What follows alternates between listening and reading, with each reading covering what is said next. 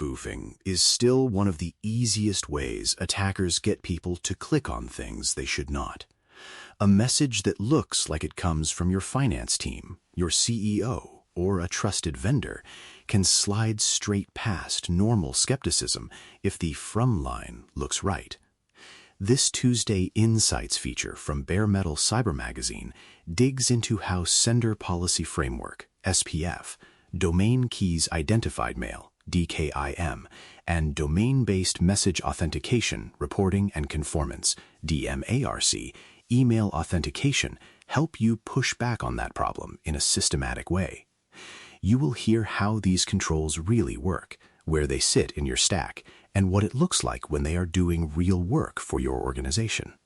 The first thing to understand is that SPF, DKIM, and DMARC are not content filters.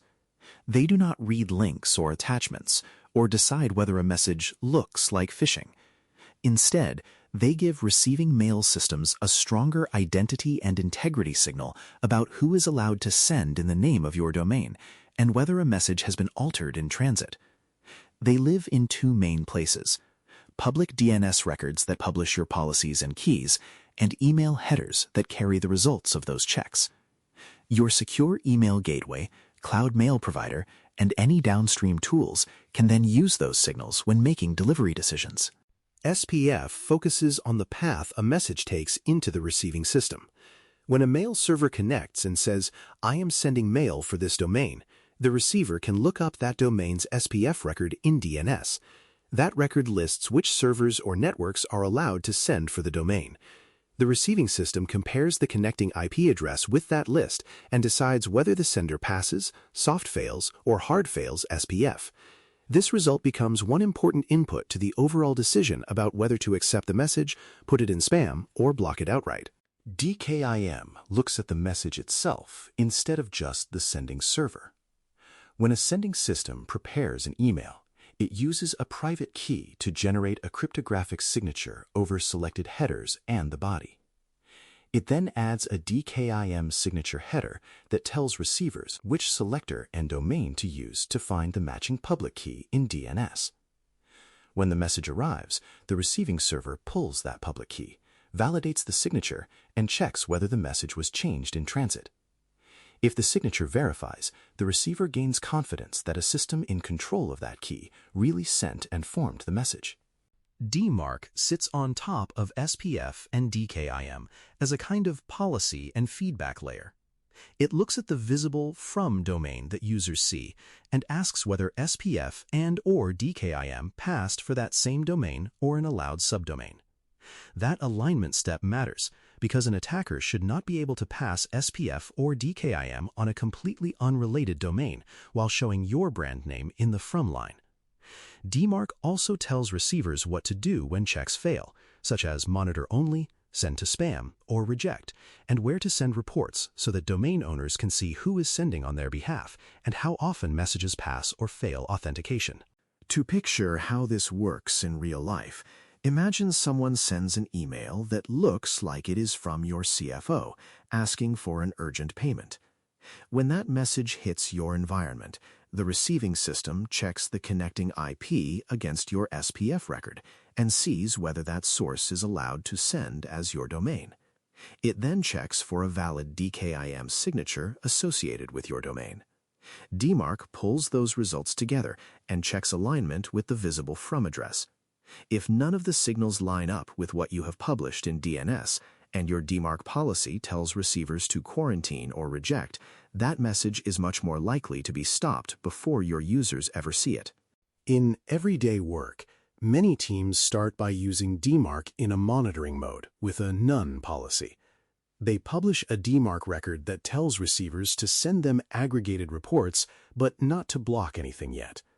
Over days and weeks, those reports show which platforms are legitimately sending email as their domain, such as the primary mail service, marketing tools, ticketing systems, payroll platforms, and customer portals.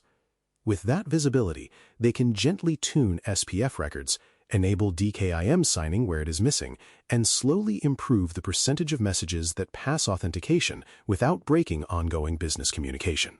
For smaller or resource-constrained teams, A powerful first step is focusing on obvious spoofing paths.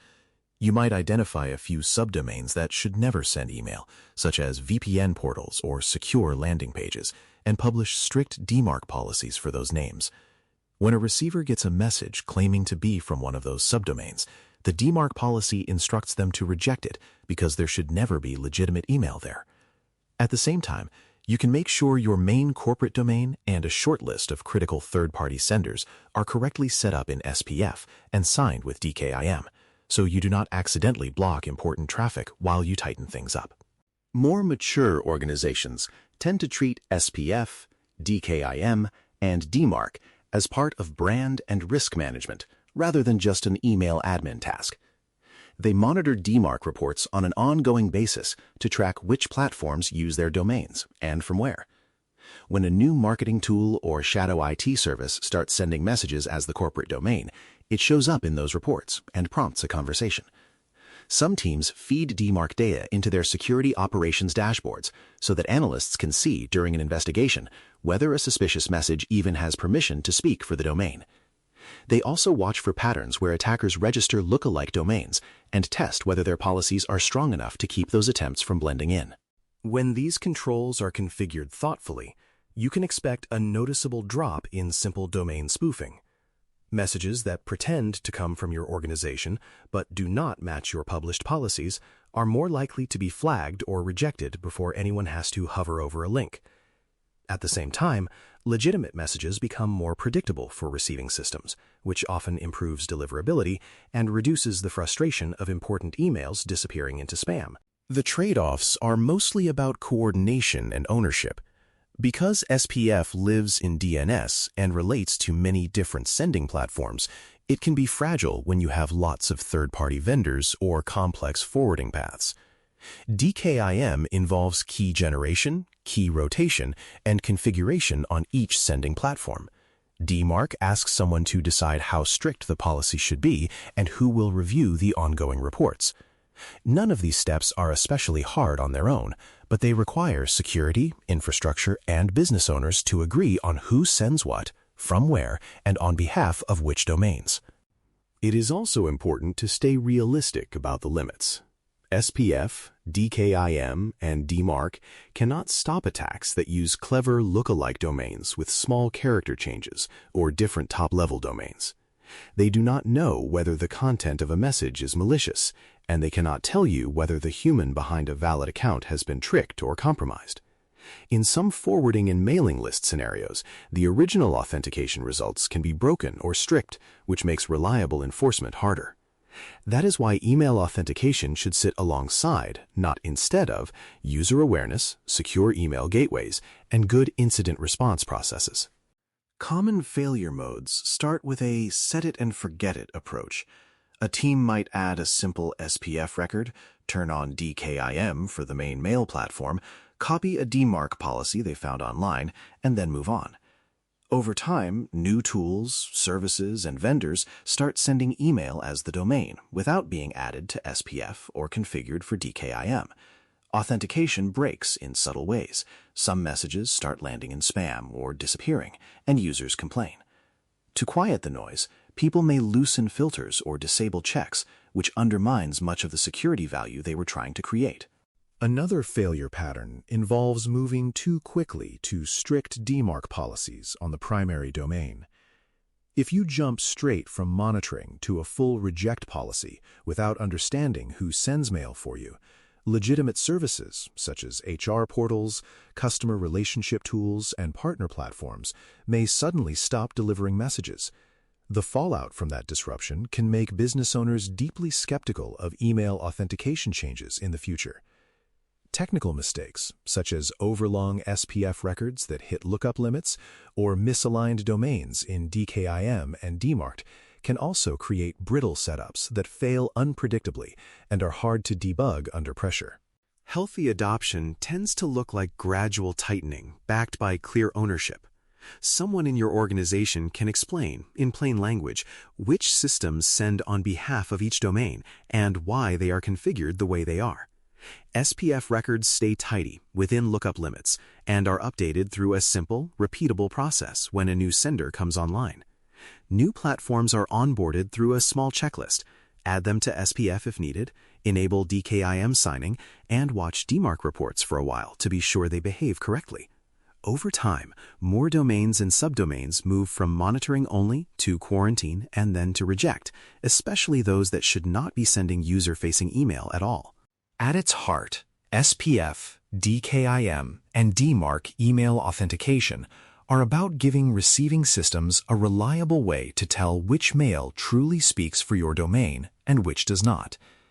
They operate quietly in DNS and headers, but they shape which messages ever reach a user's screen and how your brand appears in inboxes around the world. For you, that translates into fewer low-effort spoofs to chase, cleaner logs to analyze during incidents, and a stronger foundation for all the other defenses you rely on.